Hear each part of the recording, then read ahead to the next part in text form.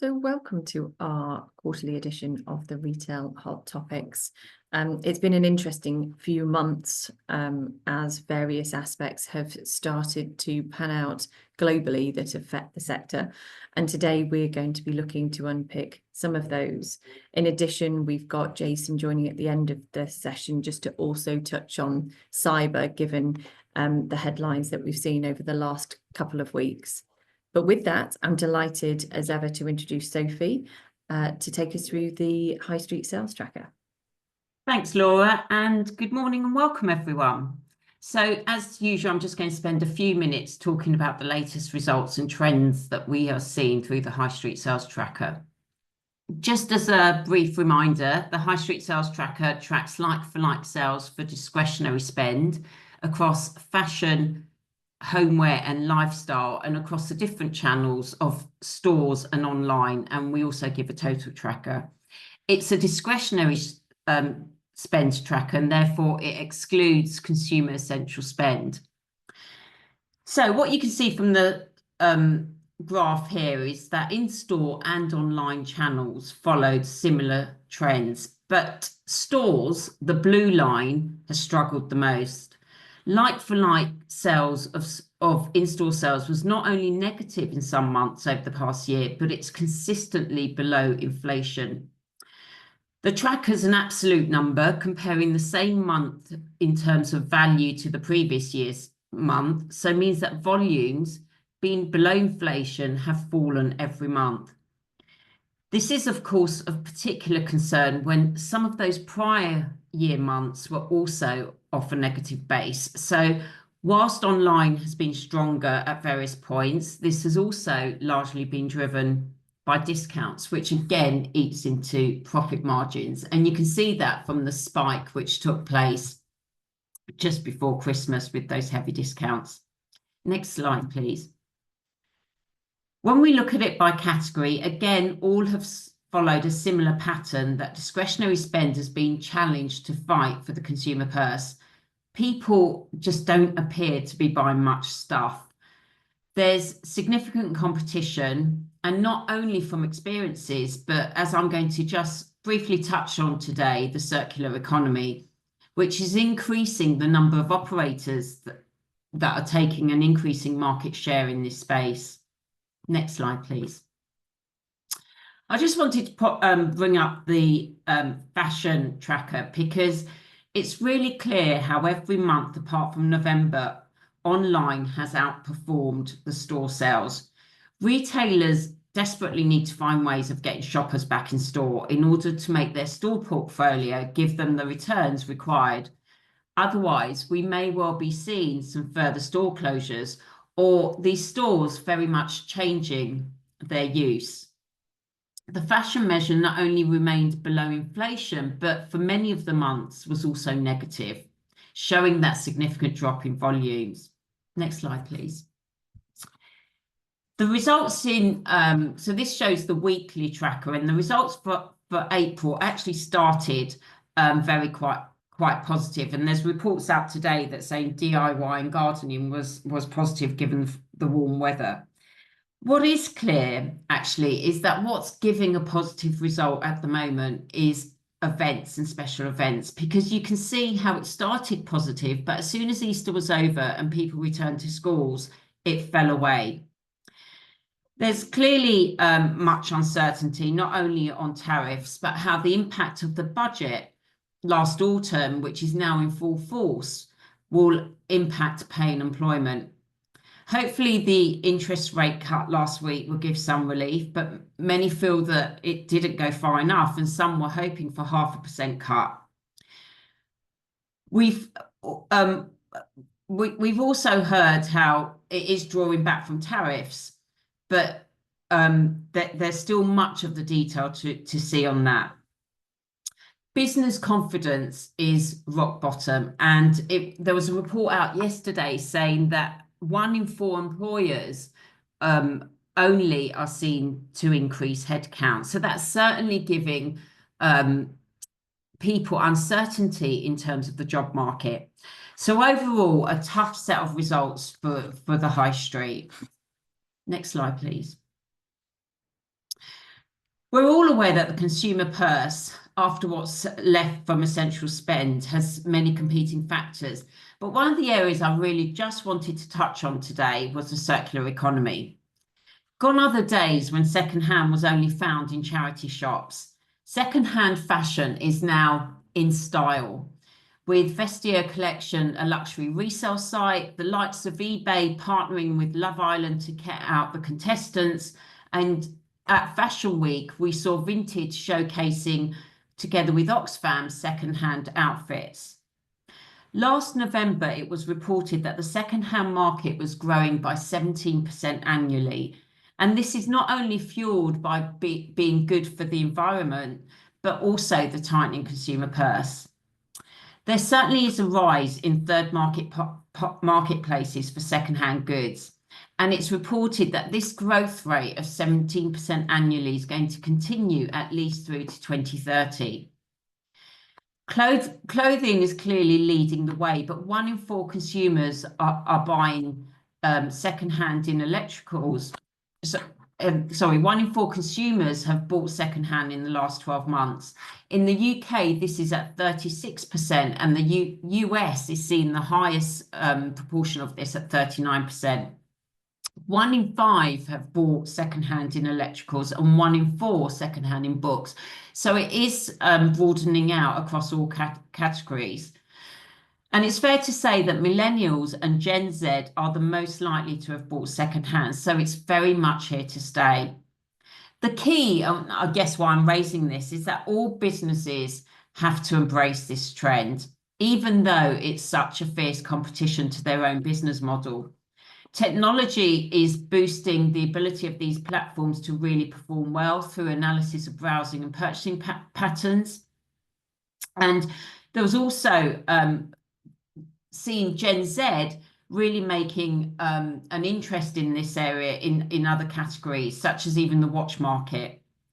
Retailers need to find promotion activities and ways to engage with this trend and embrace it within their model, as we've seen with other trends over years with the shift to online. This is a trend which will be here to stay and is growing. And I'll leave you with a stat that Christmas, 10.2% of Christmas presents were secondhand. That's 1 in 10.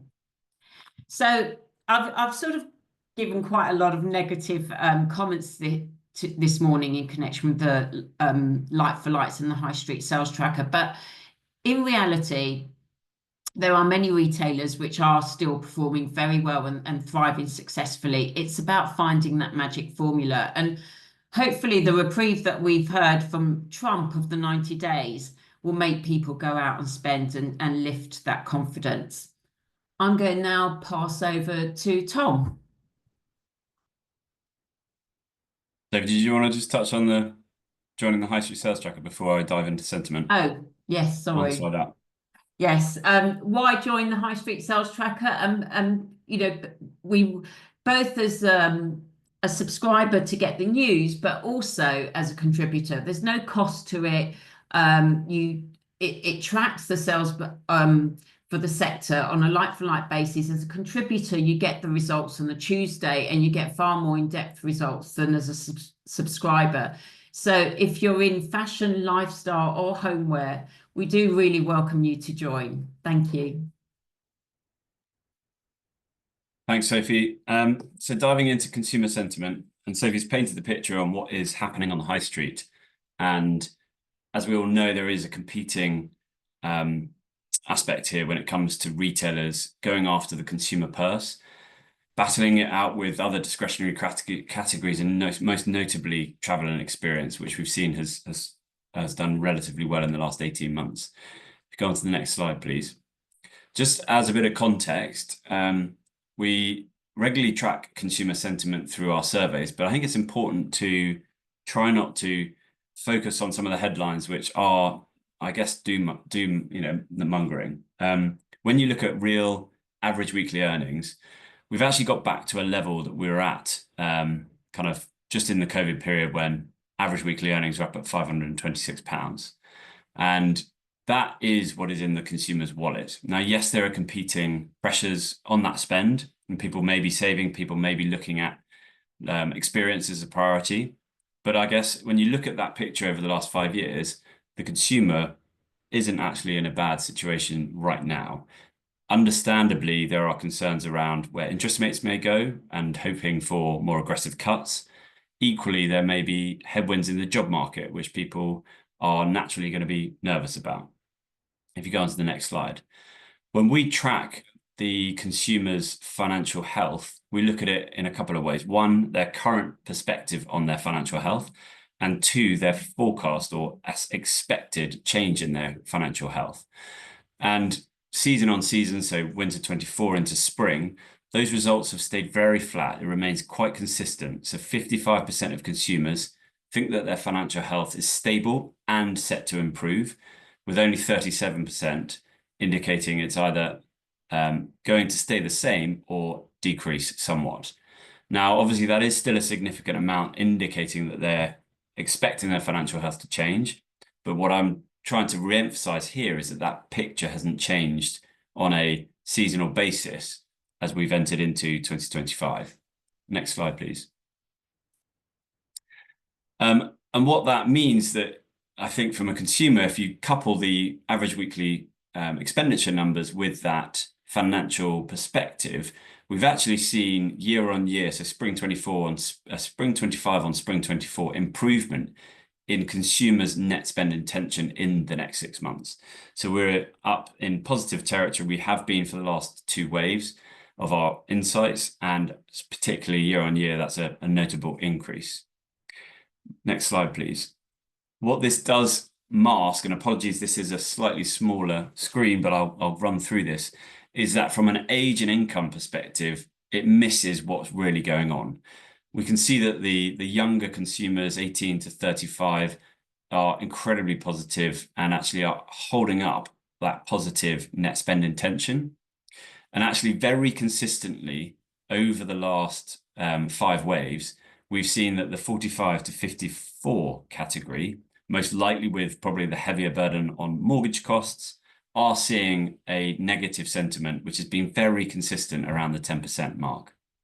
And as you'd expect, on an income basis, sentiment really correlates. The higher their income, the more positive people experience.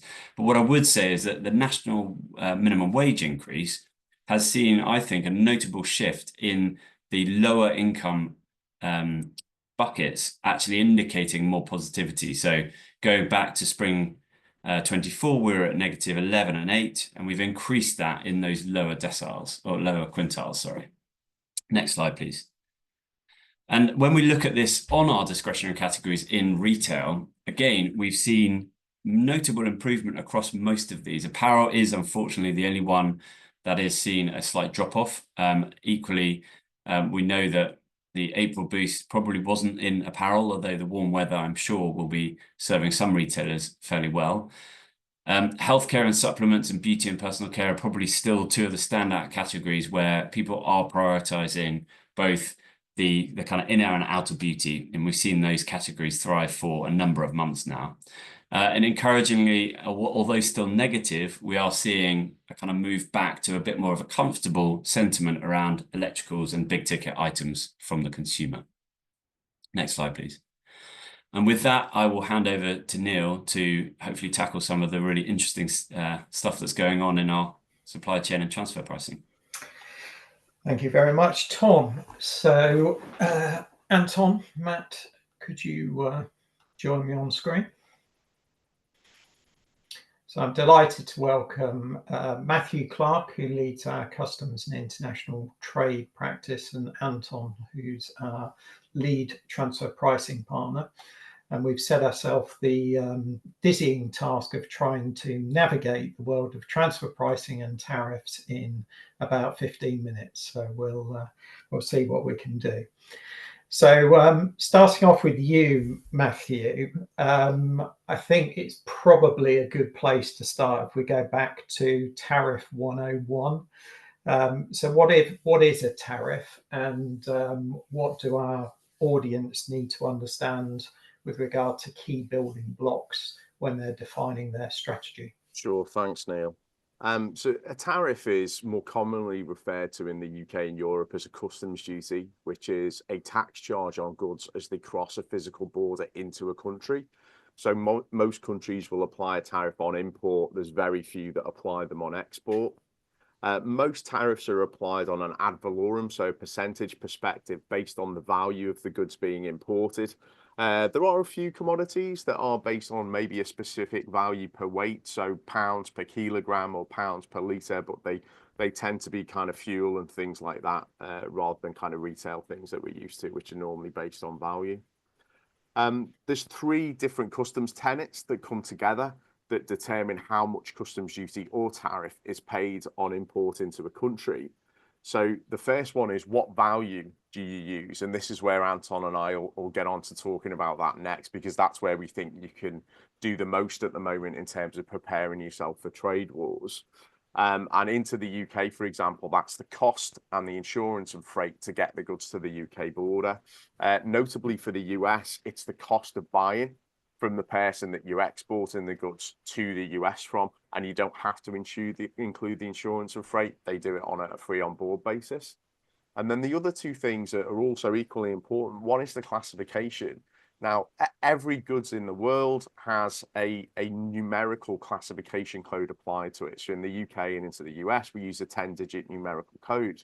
Now, that not only determines the tariff rate, so the base rate. So say if it's a hoodie or something, it might be 15%, but then it will also determine any additional tariff rates that are applicable to it. So we think about the US, any of the additional duties, it will be determined by the tariff rate itself, and also any special rules for importing those products into that country. And then the last thing is the origin. And this is where an awful lot of people get a little bit confused, because it's not just the last place where your goods ship from. It's where the last substantial change or transformation was made to those goods. So essentially, Neil, in the retail world, it's where it's manufactured. So there is that difference. So often businesses do get confused between, well, if I bought it from the Netherlands, it's Dutch. Well, no, it might be shipped from the Netherlands, but that doesn't actually mean it was made there. It could have been made in another country. So you need to find that out and declare it appropriately. And the reason why that's important is, again, certain tariffs, like we're seeing with the US at the moment, will attach to the country of origin, not where the goods were shipped from. So that's why it's very important to understand how much your complete landed cost is going to be. Perfect. And just to illustrate those last 2 points, so there's been lots of talk in the press about UK businesses being subject to 10% additional tariff. So can you just clarify for the audience, are the Trump tariffs on top of what was already there? And secondly, is it the 10% we need to think about, or something different? Sure. So all the new tariffs that have come in from the US since President Trump was elected are additional tariffs. So think of them as an additional amount over and above the original tariff that you used to pay when you brought your goods into the US market. So in the UK, we've done quite well. We were at the bottom of, let's call it, the league tables for the reciprocal tariffs that he published on his blue placards. So we got 10%, which is the lowest that any country can actually get. We have additionally, Neil, secured a trade deal, but at the moment, they've only agreed headline terms. So whilst we can see that that is typically going to be pretty good for some industries, notably steel, aluminium, and the aerospace and the auto industry, we don't actually have all the details yet on those because they haven't been fully published yet. But I think 10% is the rate that we're going to stick to in the UK exporting into the US market. Fingers crossed. Okay. Anton, turning to you. So where does transfer pricing fit into that that backdrop that Matt's just presented, and what do we need to think about there? So I think we need to remember the origins of transfer pricing, and transfer pricing was introduced originally to ensure that jurisdictions were receiving their fair share of profit, and read for profit or loss, from related party cross-border transactions. So transfer pricing really is driven by tax authorities' needs, demands, that profit is allocated appropriately around a group, so that tax authorities are getting their fair share of that profit. So it is maybe a term that belies the real truth of what transfer pricing is all about. What tax authorities are concerned about is profit outcomes. They're not necessarily concerned at the end of the day, from a practical perspective, about the individual pricing of all of the components. But we need to go down that line of understanding how that profit derives. We need to establish where value is driven within an organization. And of course, with something like a product, value to the consumer will derive from just not the original price of the manufacturer of the product, but it will include all of the infrastructure around supplying that product. And also its perceived value, it's the value of the intangibles associated with it. And we need to look at all of those factors in establishing an appropriate transfer pricing position to support a company. And Matt, turning back to you, you mentioned earlier, is the price that two related parties agree? So let's say we've got a UK retailer that is wholesaling to a subsidiary in the US that is then selling on to US consumers. Is that price that the UK and the US entity agree in that instance always the dutiable price? You're going to hate this answer, Neil. It depends, which is often the answer that Anton and I give when we do workshops together. What typically happens with a transfer price is there's an awful lot of different elements that perhaps the UK business would do for the US counterpart, and it gets rolled up into one price that the goods are then agreed and shipped over an invoice to the US. And what we found is when Anton and the TP team do a functional analysis and they start to work out, well, what are the different elements within that price? There could be some marketing in there. There could be some support for staff and systems. There's various different things that all get bundled up. And what I can do from a customs perspective is look at those different elements, Neil, and seek to strip out the ones that wouldn't typically be subject to customs duty. So it's quite often that we tend to find elements within that transfer price that we can actually strip out that shouldn't be taxed and subject to customs duty or these additional tariffs. So it does tend to lower the landed cost somewhat into the US market, which obviously lowers the impact of these tariff rates as well. There is one additional US valuation opportunity that they have, which is first sale for export. And that is where you have a series of sales. So in your example, Neil, if the UK business bought from a Chinese manufacturer and then it's sold to its counterpart in the US, who then sold to a consumer, providing the goods are shipped directly from China to the US, you can actually use the original export sale value from the Chinese company to the UK company, even though it's the US entity that imports the goods into the US market. There's an awful lot of rules and various different regulations around that, but at a high level, that's an overview of how that works, and that seeks to lower it, and it also reduces the transfer price right back to the starting point, and then we only have to add in certain things like intellectual property that are intrinsically linked to the goods being imported into the US market. Understood. And Anton, against that backdrop, you could, I guess, look at a related party transaction at one level, and you could say, well, if the ad valorem duty is going up with Trump tariffs, surely what I do to mitigate that is to try and reduce either the markup that I apply to the related party transaction or the price itself. What are some of the challenges from a transfer pricing perspective that results in? So this unbundling is critical to this type of, I hesitate to call it planning, but let's call it planning in the context of there being a supply chain which involves the sale of product into, say, the US market via a related or unrelated party, which is which reflects the full value add to the product. So you've got a limited risk distributor in the US that's taking a markup or a margin on it, and all of the rest of the income stroke profit deriving from that sale then goes back to the US. We unbundle it.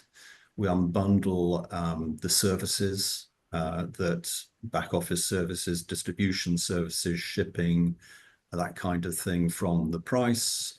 We unbundle the intangibles from the price in a way that doesn't necessarily reflect in a customs adjustment. So that is how we affect that change. But of course, along with that, if you're fundamentally changing a transfer pricing policy, that will clearly attract attention from tax authorities. So there's a controversy risk.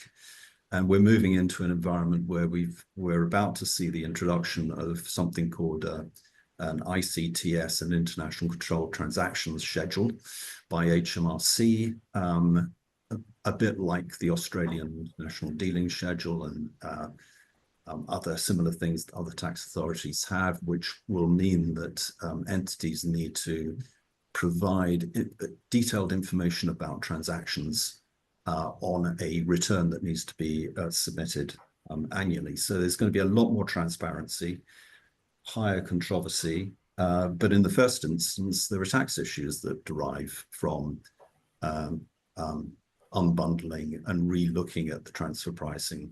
For instance, if that results in a royalty with royalties being paid out of the United States to the UK, there's a potential withholding tax to think about, possibly mitigated under a double tax treaty, but clearance needs to be obtained for that. And there are other tax issues that derive as a consequence of that kind of change. Yeah, and again, just building on that slightly. So in your intro, you mentioned sort of profit allocation and profit being one of the key tenets of transfer pricing, making sure that it goes with the activity and the risk taking and what have you. When you're looking to unbundle elements of a related party transaction, I guess the other lens you've got to look at it through is what is the quantum of the cost, and is that justifiable? So not just the overall profit outcome, but the expense, whether it be a royalty or a management charge, is that justifiable as well from a local perspective? Absolutely, yes, despite the fact that I said right at the start that all tax authorities are interested in is the profit outcome. There is a whole science behind establishing how one supports that, and that necessarily means looking at the functions, assets, and risks of the entities that are partaking in these transactions, to ensure that that they are properly rewarded for the value that the respective functions, assets, and risks by those parties deliver in the context of those transactions.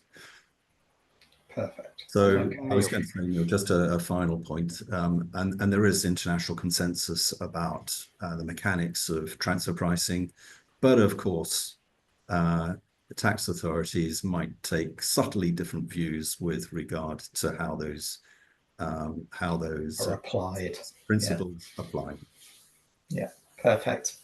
Matthew, you were going to chip in.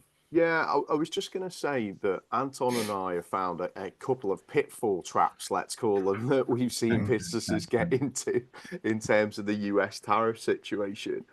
Some of them is, you're right, when Anton's talking about, you've got to be able to quantify and justify the value of these different elements within your transfer price.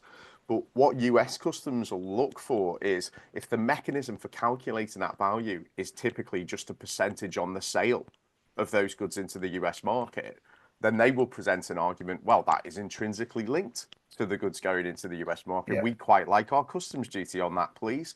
So it can also, the methodology applied to something that you would think will be non-dutyable can actually make it dutyable because of the way you're working that value out. And one of the other things that Anton and I are grappling with is that repatriation of profit from the US back into the UK, and how to designate it, how do you describe it, how do you calculate it? Because the worst thing in the world, Neil, would be for some companies to kind of lower the value on the way in, have a huge repatriation of profit from the US to the UK, say it's an adjustment to the cost of goods, and then pay the tariffs on the way out, which unfortunately will be what would happen if it's not done properly. So we have seen a couple of businesses fall into that trap, and we're currently unpicking it for them in terms of the way that they've implemented their changes. Very good. Right, I'm conscious of time and Kiri to follow. So, gentlemen, if I could ask you with to leave the audience with a couple of key points that they should be focusing on to try and navigate this uncertain world of tariffs in an efficient and an effective way. What would you start with, Anton? Get good advice, Neil. Very good. And don't be scared of the granularity. You know, one needs to ensure that that one gets the detail right. One gets the documentation complete and comprehensive and transparent. That you seek advice cross-border as well, and you think about the consistency piece as well. So you change your transfer pricing policy driven by supply chain change for the US and the UK. How does that look from the perspective of other jurisdictions? Why justify a different policy for transfer pricing purposes between the UK and the US versus the UK and elsewhere within the world? That could give rise to more controversy still. Perfect. And Matthew, I know it's a moving feast for you at the moment with announcements yesterday, announcements back end of last week. What advice would you leave? It is a bit, Neil. You know, we're now going from 145% to 30% for Chinese goods going into the US, but those traveling by post are going to reduce from 120 to 54%. As you just said, it's a complete moving feast. I think every time we try and keep a table up to date, it changes overnight. It's very difficult. Right. But what I would say for businesses is just get those 3 key pieces of data right. Yeah. Make sure you know how to classify your goods correctly. The origin is super, super important, especially when those Liberation Day tariffs, if they kick in on the 8th of July, you've really got to know where your goods originate from, because that's the rate that will apply to the goods, not where they're shipped from. And then the other thing is the value. No matter what happens with the tariffs and whether the rates go up or the rates go down, having the most legally permissible optimized value that works from a customs duty and a transfer pricing perspective will mean that you pay the lowest rate of tax that you legally can into the US market. And therefore, for me, just preparation is absolutely key, Neil. And that valuation piece will serve you well, regardless of where the tariff rates land, because it's just the best position you could possibly be in as a company. Perfect. Well, thank you very much, gentlemen. And I think I am now handing over to Kiri.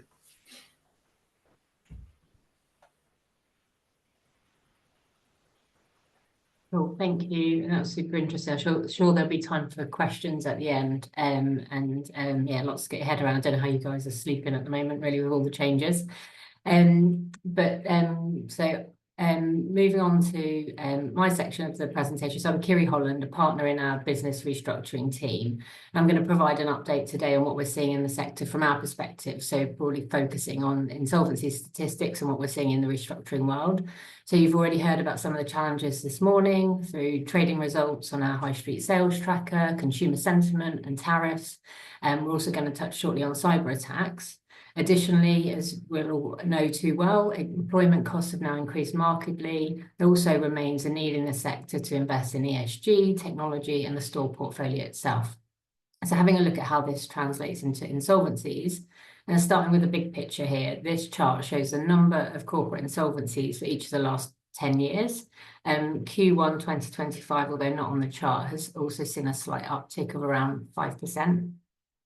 So bar the pandemic, which reduced total insolvencies due to support measures and really stasis among businesses who didn't quite know what to do and effectively stood still, the trend is broadly upwards. Retail and wholesale typically sit among the top 3 sectors and maintains a steady proportion of the overall insolvency figures throughout. Appreciating the chart doesn't show data this far back, but for comparison, 2023 and 2024 insolvencies were marginally higher than in 2008, immediately post the global financial crisis. And so whilst these numbers of total insolvencies make headlines, it doesn't tell a full story. So, for example, there are more than 5 million businesses now registered in the UK, which is broadly double the number that were incorporated in 2008. Also, 92% of these were liquidations, typically a terminal process for smaller companies. The proportion of administrations here is 7%.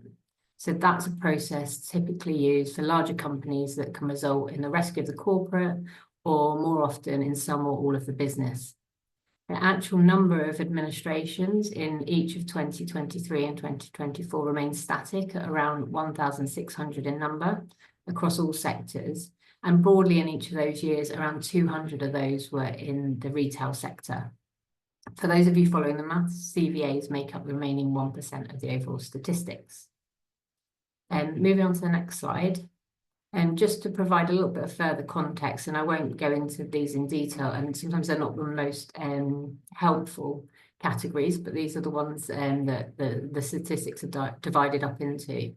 So in retail trade, not in stores or markets, 28%, i.e. the largest category of retail failures. This is where e-commerce businesses sit. Non-specialised stores at 17%. This is where some of the high-profile failures like Body Shop and Wilko that you'll recognise would sit. And in the wholesale area, wholesale on a fee on contract basis, the biggest segment being 24%.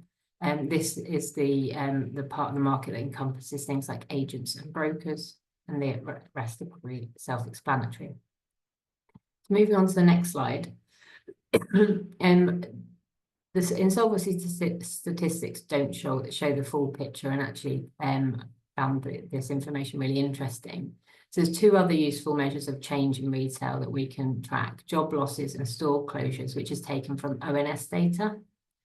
The majority of job losses continue to be seen through redundancies outside of an insolvency process. So as you'll see here, the high point of almost 120,000 jobs lost in 2022, at the same time as almost 12,000 stores were closed, were done this way, i.e. outside of an insolvency, through rationalisation through the corporate themselves.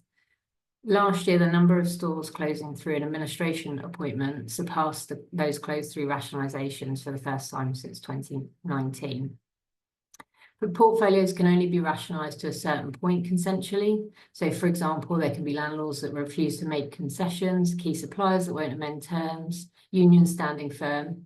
Once all consensual routes to cost cutting have been explored, or they're not having sufficient impact, more formal restructuring tools may be required. And this could be in the form of an insolvency process or a restructuring plan.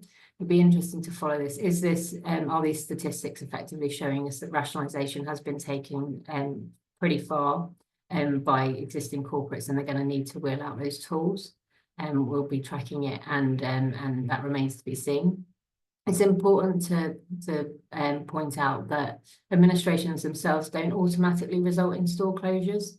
Years with relatively high level of insolvencies have not necessarily resulted in significant increases in store closures or job losses. Often administrations take the form of pre-packs or trading administrations with a view to selling the businesses. And then moving on to the next slide, please. So just a break away from charts for a moment. I just thought a reminder of some of the high profile insolvencies our sector has faced by year would help bring these issues to life. By the names on the screen alone and their brand presence, you'll appreciate the impact that these insolvencies have had on our high street. However, many of these remain brands that are still trading today, whether through alternative ownership in a different form or still in many of the same shopfront locations they've traded from for many years. You see in the top right corner of the slide, restructuring plans. Now, restructuring plans, the legislation for them was enacted in 2020, and they're starting to appear in the retail space. As of today, only 42 RPs in total across all sectors have been proposed. The expense of RPs continues to make them inaccessible for many SMEs, and themselves they've been subject to challenge as well. So the general view is that it's unlikely to become a commoditized tool available to smaller businesses in the short term. But again, watch this space. I think as more and more come out, the process will become more refined. The reason for its expense is it's a court-driven process with two court hearings. So it's while still worth exploring and considering restructuring plans, supported negotiations with landlords and key suppliers and CVAs generally remain a more cost-effective route to rationalising stores through the control of existing management and investors. And administrations also offer a route to protect value, and as mentioned, in the form of pre-packed trading administrations. And those will be the high-profile failures that we're more familiar with. In the BDO restructuring team, we continue working with a range of our clients to consider options, and those can be both formal and informal, solvent and insolvent. And quite often, insolvency can be used as a tool that doesn't necessarily result in the failure of business. It can be used to refine and restructure. The key to preserving optionality is forecasting issues early in order to have sufficient time to manage the business onto a sound footing. We support our clients through this and work with our colleagues in M&A, debt advisory, value creation services, and elsewhere around the UK firm and our international network, to support clients at this challenging time.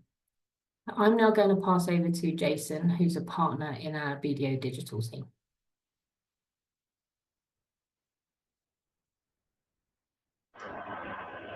Thanks, Kerry. It's good to see the technology working. So I'm going to ask Cherry to join me during the session just to talk from an internal audit perspective, as we've had a few questions coming in from the audience. But while Cherry is coming online, I thought I would cover off ultimately all the news in the market around the breaches at Harrods, Co-op and M&S. And I always want to approach these things in a constructive way and not create fear, uncertainty and doubt, because obviously it is concerning and the news isn't great. But I think ultimately, if one looks at the reasons for the breach, one can take some really, really important lessons that one can implement in one's own organization. So let me start off with M&S, and I think that's probably the one that's best documented in the media. Everything that I'm talking about is a matter of public record. Seeing that we do act for a lot of clients, it would be remiss of me to actually reference anything that isn't publicly accessible, but I can give you some insights into more broadly what our clients are doing.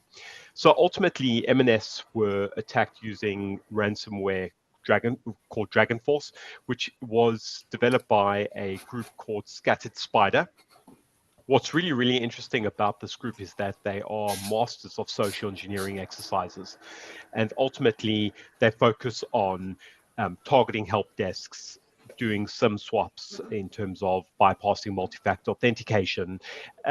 Their technique is very much around focused harassment to bypass key controls. And then once they bypass those key controls, they actually deploy the ransomware. So really two halves of the same coin. So you've got the how they actually get into the environment and how they break the key controls, which is through social engineering, and they're masters at this. And then the ransomware that they deploy. Now, I think what's important here is not so much the ransomware, because there are lots of different types of ransomware. They all generally tend to be quite similar, but really the focus is on the social engineering exercises. So, for me, what I see most of my clients still struggling with is getting that human aspect right in terms of making sure people are resilient in terms of their training, and people presents the weakest link in most of these breaches. So I think that's an important component. What's also really interesting around the Scattered Spider is that they offer a white labeling service, which means that if you want to, not you, if somebody wanted to target an organization, that they could use this as a white labeling service, which means, you know, if you have money and you operate in the dark web, you can actually get access to these services. Cherry, I wanted to just bring you in here, just in terms of the role of internal audit, because the question was around internal audit reviews and you know, the value that it brings from a cyber perspective. So seeing you and I work together quite closely, I thought I'd get your perspective on it. Yeah, thank you, Jason. So yeah, hello everyone. I'm Cherry Cromarty. I'm a partner. I lead our retail internal audit, risk governance and control practice. It's a really good question, and actually I sort of blow it up even broader than that. I think what this has highlighted is that we have got an opportunity to kind of stand back and think across all risk areas, not just cyber, but what are we doing? Is it aligned to the risk appetite of the organisation? And I think increasingly, risks that maybe at one time were just a line on a risk register are really, really complex now. So even if you think, oh yes, I've got that sorted, actually really drilling into the detail. I read an interesting article that referenced that, you know, a lot of organizations have cyber and data privacy within their annual report and accounts. And again, that's at that headline level, but we know now that actually is a lot more complicated. So it's a really good reminder to drill into those risks and really understand the complexity. As you say, Jason, you know, this wasn't really to do with the technical side of things. This was very much the human element. The other thing it makes me think about, and it's picking up on the internal audit agenda, is standing back and thinking about all those different sources of assurance that you've got across the organisation. You may not have internal audit, and that may be okay, but actually just making sure you have got assurance over some of those key risks. You know, we are in a world now where things are a lot more complicated. We've got, for those who follow the corporate governance code, we've now got provision 29, which is putting an increased focus on risk and control. We've got the Economic Crime and Corporate Transparency Act, which is putting an increased focus on fraud. So this is all foundational stuff that it's really, really important now that we can understand how we're protecting ourselves as an organisation. And yeah, back to you, Jason, because I say that the cyber one just brings it to life even more, doesn't it? It does. And you know what's interesting is on the cyber and the internal audits front, you know, when we do these cyber reviews, and the question was really around whether, you know, internal audit is seen as you know, I don't want to say evil, but the question was phrased as, is it the evil side of the reviews, and, you know, kind of, you know, going after IT, you know, but actually in reality, internal audit provides real value. And I think what you and I see quite often is that when internal audit want to do these reviews, there's a lot of resistance from IT in terms of, well, why are you auditing us? We do this all the time. But actually, you know, you and I deliberate with clients around doing maturity-based assessments versus doing actual control-based assessments. And actually, you know, when we do the control-based assessments, there's a lot of value that comes out of that, right? Absolutely, yeah, and it generates that debate. It generates the conversations again around, well, you know, what is our risk appetite here? How far do we want to take it forward? Because ultimately, you know, there is a risk reward conversation to be had, and I think this is just again that prime opportunity to really refresh that and reflect, and for internal audit's role to be a partner as well to the business, because ultimately we've all got the same objective, which is to, you know, protect the organisation in whatever form that needs to be. Yeah, 100%. So you know, I think ultimately, just to top and tail around some, you know, the breaches, and I think there's, you know, BDO's cyber practice is quite multidisciplined in that we look after clients from a cyber reviews, incident response perspective, cyber and the internal audit. Then we've got managed security services, and you know, so we kind of see both halves of the same coin. But in late, we've seen SAP had a 0-day vulnerability that was active around about the first week in April, late March, and you know, SAP is quite pervasive through retail. So, you know, what we saw over there was that there wasn't much exposure around that 0 day. But I think ultimately on our side, we saw a lot of SAP clients, and just thinking out aloud, I mean, in terms of systems across retail, Jerry, I mean, SAP is quite dominant there in that area. Absolutely, yeah. I mean, that's the key one that we see, aside from then a number of other sort of in-house built systems, more in the sort of operational side of things. Yeah. And, luckily we didn't see any publicly known breaches, but we were quite busy on that side in terms of helping clients with SAP instances, identifying breaches, and we had 2 interesting cases which we helped clients respond, which is really kind of taking on to the last point that I want to cover here in terms of, ultimately if you stand back and we can talk about Harrods and Co-op, but it's 6 of one, half dozen the other in terms of, I don't want to drill in, the fear, uncertainty, and doubt, but ultimately, M&S are, they're talking about a £500 million net impact to their valuation, at the end of this breach. But that aside, it's always interesting for me because when an organization goes through a breach, they come out the other side almost more resilient, because ultimately IT will always want to do remediation, implement the technology, but the business can't necessarily move as fast as it would like. So when a breach happens, actually the organization, while they've had a disruption and it's not great from a PII perspective, they come out the other side quite resilient. So just to focus on the clear wins here from a cyber perspective. So early detection response is absolutely key. I can't stress that enough. For those that are on from an internal audit perspective, focus reviews on components of early detection response. We know patch management is important. Human layer is key, and third-party risk management. Vet your third parties, make sure they've got the right controls in place, stipulate what the control expectations are, and ultimately, if you look at those 4 areas, if you go away and you ask questions, what are we doing around early detection response, patch management, human layer strengthening, and third-party risk management, you're probably going to cover the 80% of the key controls that you need to worry about within your organization.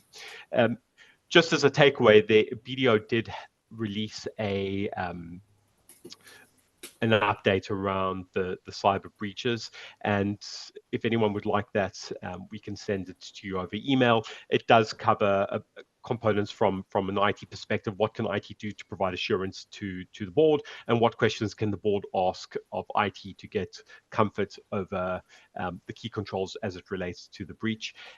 So that's really it in a nutshell. I'm not sure if I'm closing off, Cherry, or if you're closing off.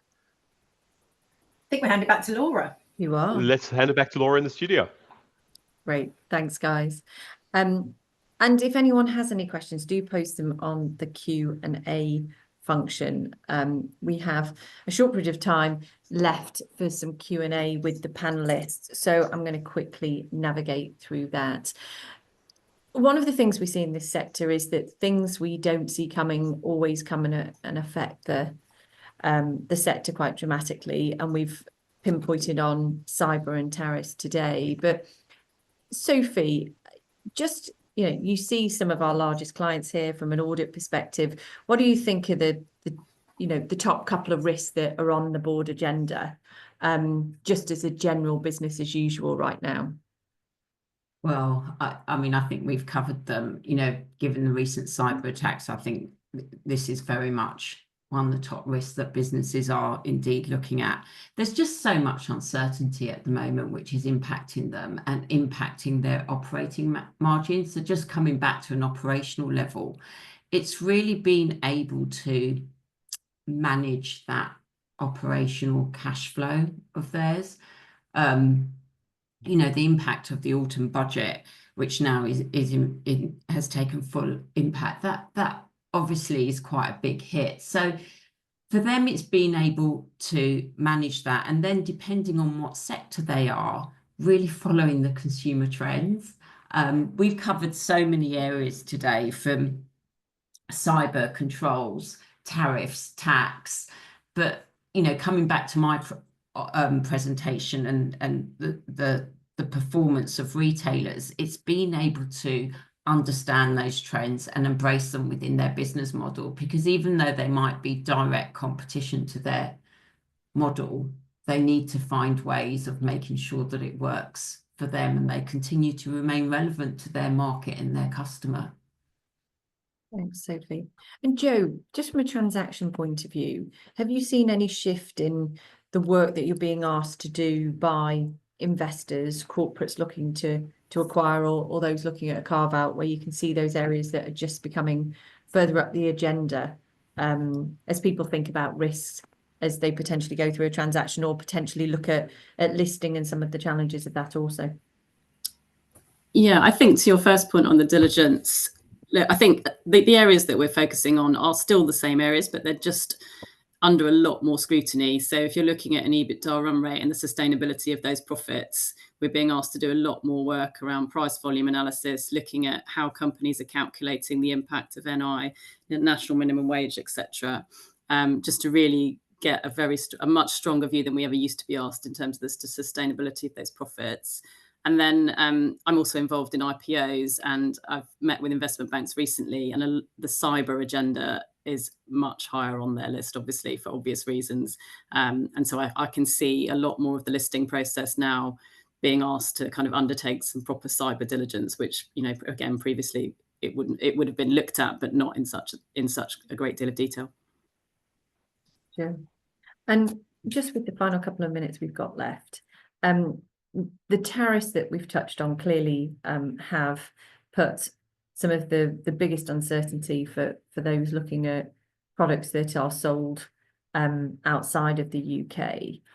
It's going to be very easy for people to stand still, but being very honest, I'm sure, like all of the things that affect our sector, it's going to take some time to work through. So, Tom, as you look to global markets, should people stand still? Should they, what's your thoughts of UK businesses and where their best opportunity to growth is going to be in the next 12 months?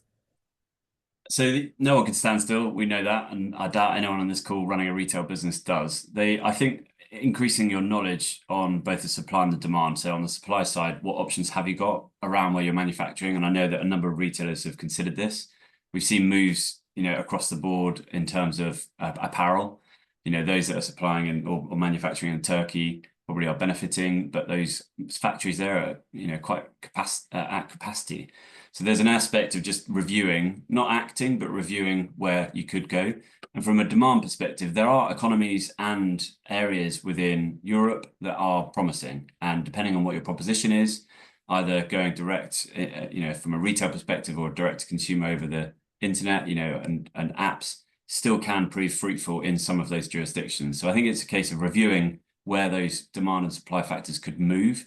But I wouldn't be turning off the US. It's about navigating and how you do it, and possibly considering your product portfolio and optimizing how you play in that market in the coming months.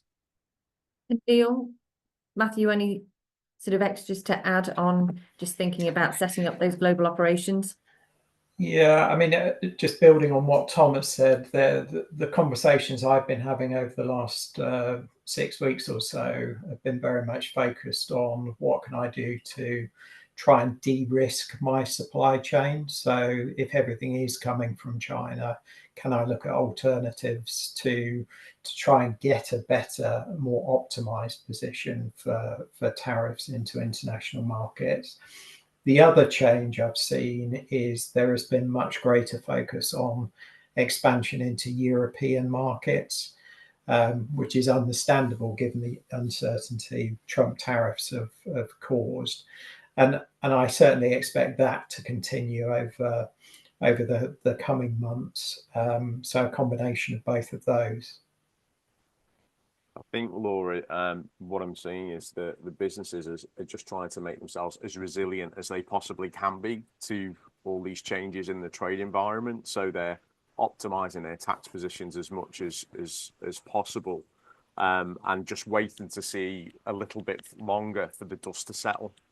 We've got, especially in terms of the US, you know, that first week in July, the 8th of July is that key date when we're going to know whether all these additional country tariffs take effect or not. So I think the wait to see in the longer term where the dust settles before they start to really look through any huge business changes or supply chain or structural changes to their business. Great. And I think the biggest challenge of that uncertainty is it sort of almost puts a hold on investment decisions, and whether it's we've got to invest in cyber infrastructure, we've got to invest in our supply chain, we've got to you know, think about tax optimized operational models, whatever it is. That in combination with the budget hits on national insurance, higher national minimum wage, all of that impacts on your operating margin. So that together with the uncertainty is a really challenging position for investment decisions ahead. Thank you both. And with that, we are at time. So I'm going to let everyone go, but thank you for your time this morning. It's been a busy, packed seminar, so we'll let you go. Sure.